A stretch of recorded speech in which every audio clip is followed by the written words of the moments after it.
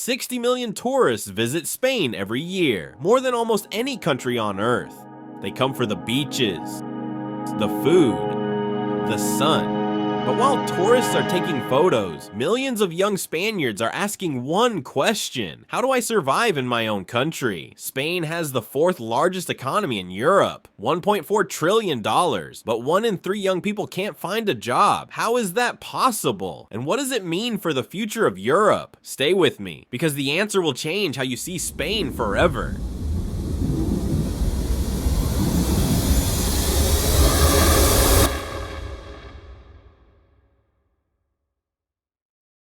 Let's start with what everyone knows. Spain is stunning. Barcelona, Madrid, Seville, Valencia. Beaches that stretch for thousands of kilometers. Food that changed the world. Paella, tapas, jamon, and a culture so rich, it gave the world Picasso, Dali, and flamenco. Spain's tourism industry makes $80 billion a year. That's more than the GDP of most African countries. 60 million tourists in a country of only 47 million people. More visitors than citizens. Every single year, Spain is one of the most visited countries on Earth, and yet, its own people are struggling to stay.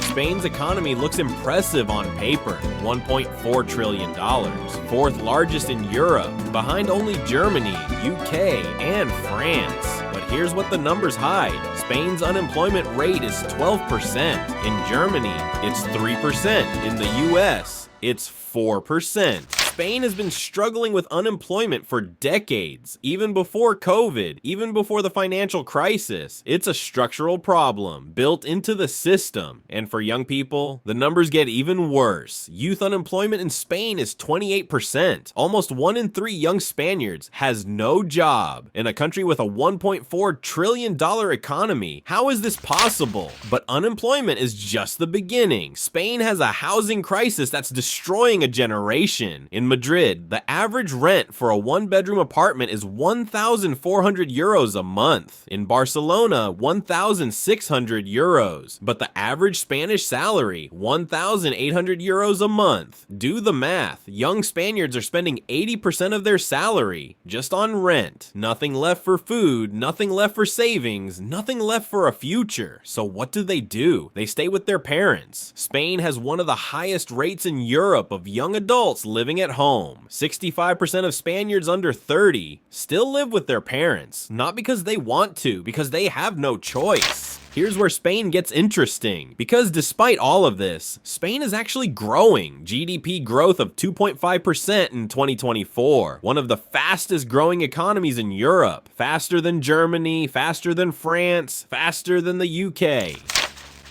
So how can an economy grow so fast while so many people are suffering? The answer is tourism and real estate. Foreign investors are buying Spanish property, pushing prices up.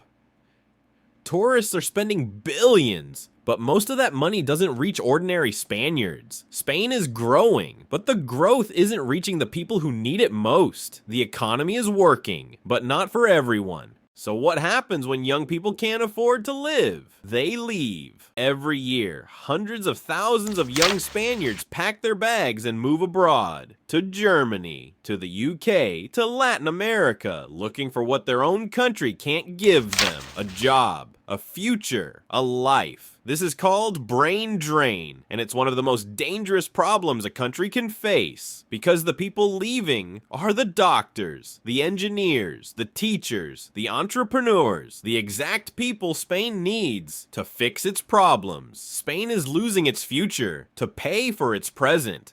Compare Spain to its neighbor, Portugal. Same language family, same culture, same climate, but Portugal made different choices. It created the Golden Visa program, attracting foreign investment. It became a hub for tech companies. Lisbon is now one of the hottest startup cities in Europe, and Portugal's youth unemployment, half of Spain's. 2 countries, same starting point, completely different results. The difference wasn't geography, it wasn't culture, it was decisions. But Spain isn't giving up. The government launched a new plan, digital nomad visas, attracting remote workers from America and the UK, people who earn in dollars and pounds, but live on Spanish prices. Renewable energy. Spain now produces 50% of its electricity from wind and solar, one of the highest rates in Europe. And tourism keeps breaking records. 94 million tourists in 2024. Spain is trying, but trying isn't the same as succeeding. The question is, will it be enough? But Italy has the same problems as Spain. Youth unemployment, brain drain, housing crisis. But Italy's economy is actually shrinking, while Spain is growing. So maybe Spain is doing something right, just not fast enough. For the generation that's leaving right now, fast enough doesn't matter. They needed solutions yesterday. Spain is one of the most beautiful countries on earth. Rich history, incredible food, passionate people. But beauty doesn't pay rent, and passion doesn't create jobs. Spain has everything it needs to succeed, except the political will to fix what's broken. The real question is, will the next generation of Spaniards stay and fight for their country, or will they keep leaving until there's nobody left to fix it? Drop your answer in the comments. I read every single one. If this changed how you see Spain, hit the like button and subscribe, because next time we're covering a country that solved exactly these problems. See you there.